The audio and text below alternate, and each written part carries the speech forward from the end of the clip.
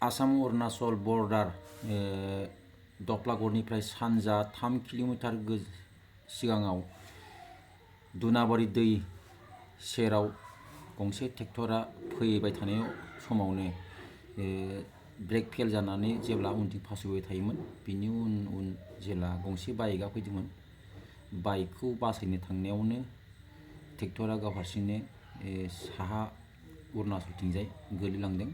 बाइकआबो एसे हुथ्रदनानै दोलाजोब्बाय। नायलांनो हागोन नै बाइकनि महरखौ नोंथांमोना एसे नायलां।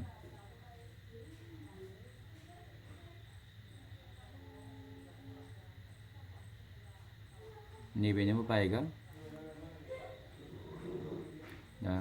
टेंकियाव दोलादों आरो सिगांनि नैबे हेडलाइटनि भाइजारा फारसेथिंजाय बायदों। रादाबखौ लानाय समसिमाव ट्रेक्टरनि सालायगिरिया खारखोमानाय अबस्थायाव दंमोन आरो बाइकनि बिगुमानियाव फंनैसो सोंनो नागिरनायाव बिथाङा आंनि खाथियाव फैयासै।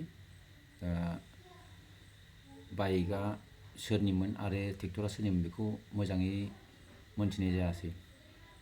बाइकआ TVSमोन।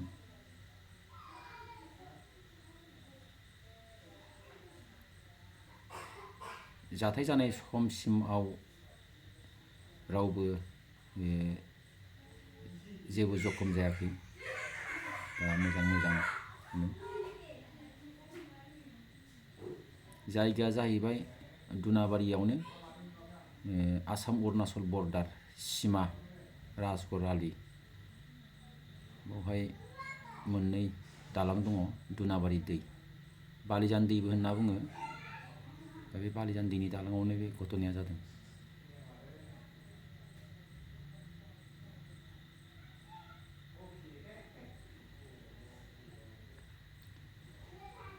खोनानाय बायदिब्ला ड्राइभारा सालायनो सोलोंजेननायमोन होननानै मोनथिनो मोननाय जादों। दा खाथि खालानि जिखिनि सिनायनायफ्रा बुंनाय बायदिब्ला ड्राइभार सोलोंजेननायमोन। दा बे अबस्थायाव बेबायदि घटना जानो मोनदों। गोजोन्थों।